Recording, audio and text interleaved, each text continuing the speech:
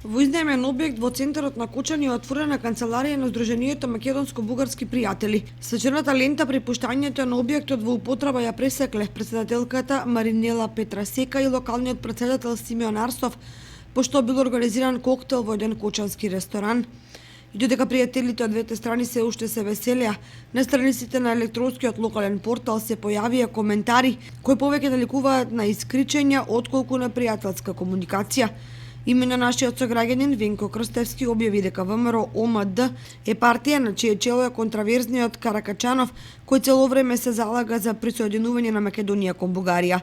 На овие негови коментари се јави известен Лачезар Кожухарски, кој скоментира дека од присоединувањето корист би имала само Македонија и дека на Бугарија не и треба да налива пари по вардарските чукари и да ги прави македонците човеци. Но канцеларијата во Кочани е факт и времето ќе покаже како ќе се развива македонско-бугарското пријателство, особено во делот на најавената помош, што ќе им ја дава на македонските граѓани при запишувањето на бугарските универзитети, издавањето на документи и развивањето на културната и спортската соработка. Покрај Симеон Арсов, во раководството на канцеларијата се Љупче Илиев во функција на подпредседател и Александар Димитровски секретар.